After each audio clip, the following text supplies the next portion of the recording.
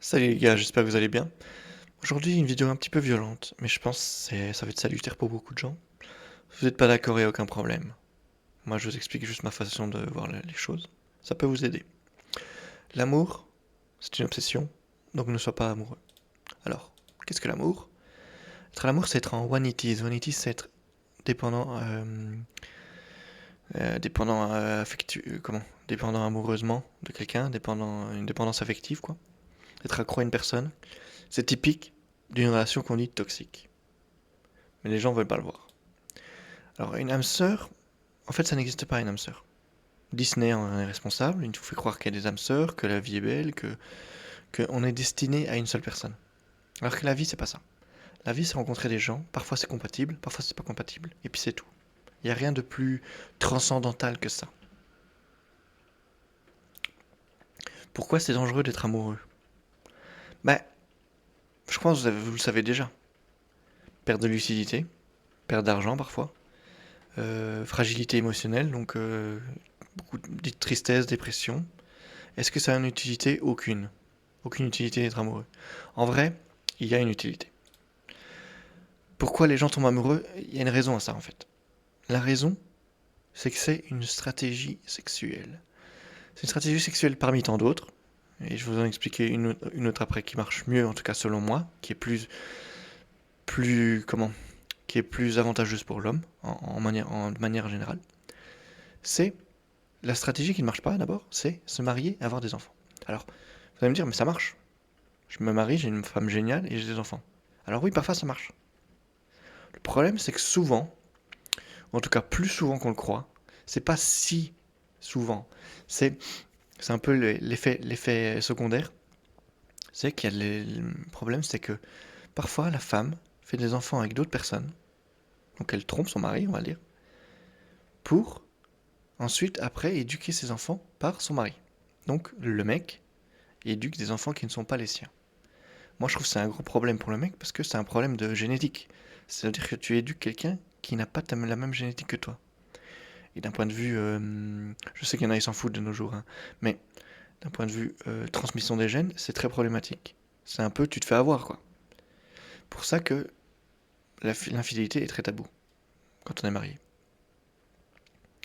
Si tu, si la meuf lui disait, oui, je t'ai trompé et tous tes enfants ne sont pas les tiens, ben le mec partirait. Ce qui est normal, en fait. Et pour vous donner une idée de grandeur, c'est difficile à quantifier parce que c'est quelque chose de très tabou, très caché.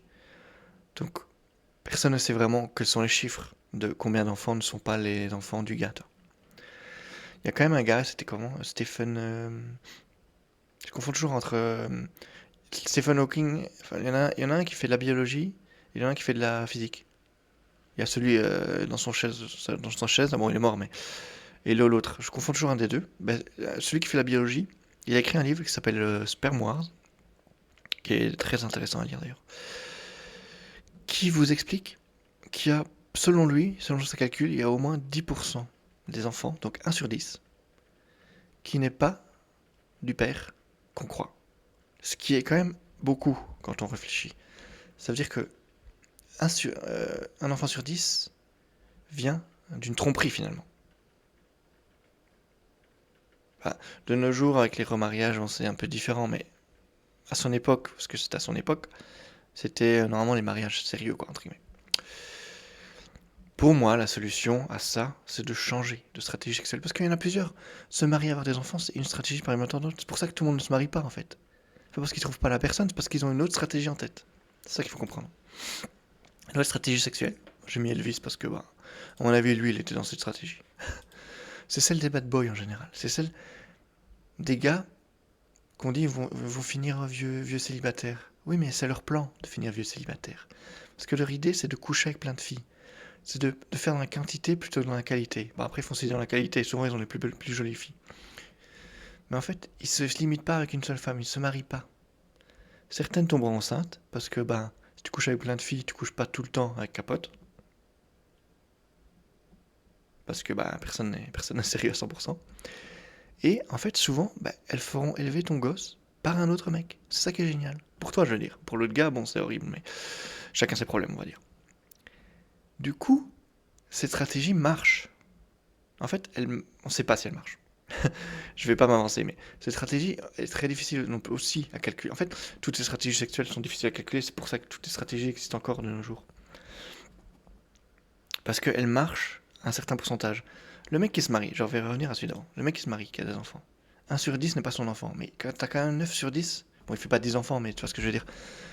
9 sur 10 sont ses enfants. Donc il a quand même transmis ses gènes. Donc c'est une stratégie viable. Le problème, c'est que ça crée beaucoup de problèmes.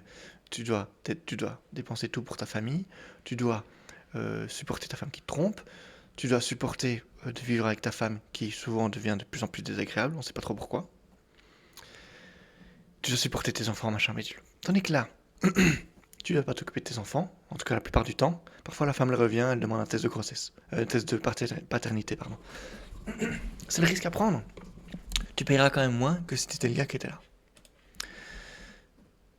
Le problème, c'est que avec toutes les filles que tu couches, tu sais pas si elles vont tomber enceintes, parce que bah, parfois ça capote. Tu sais pas si ça va être ton enfant. Donc c'est aussi très risqué. C'est très risqué parce que bah, là, on va dire, tu sais que tu as 9 chances sur 10 d'avoir des enfants. Ici, tu sais pas. Mais c'est une stratégie qui est, pour moi, en fait, ça dépend des caractères. Mais c'est une stratégie pour moi qui est plus reposante. Alors oui, il faut se compliquer la vie à coucher avec plein de filles. Ça c'est compliqué, ça prend du temps, la conquête, ça prend du temps. Tandis que lui, ben, lui, il a déjà conquéri la meuf. Donc, il couche avec elle de temps en temps. Bon, c'est pas la vie de rêve non plus. Tandis que là, bon, c'est un peu un défi de tous les jours. C'est un peu les gens qui aiment les défis, quoi. C'est la stratégie des défis. Enfin voilà, c'est tout ce que je voulais dire. Les gars, si vous avez des questions, n'hésitez pas. Dans tous les cas, il y a du fun avec les filles dans la vie en général. Si vous n'avez pas aimé ma vidéo, parce que ben, elle est un peu provocatrice, mais je le pense vraiment, hein. L'amour, c'est l'obsession, pour moi, c'est vrai. Il faut pas être amoureux. C'est très difficile à faire au début, hein. C'est c'est une manière de faire. C'est lié à un article que je viens de publier d'ailleurs sur mon site, donc n'hésitez pas à aller le voir. Il est en bio, mon URL. Vous allez voir, ça parle de rareté et d'abondance. Bah, en fait, de toute façon, tout en séduction, tout est lié. Vous lisez ça. Si vous voyez pas le lien, vous mettez un petit commentaire, je vous expliquerai. À plus sur mon site, à plus ici en vidéo, et on se revoit bientôt, ok? Allez, ciao ciao.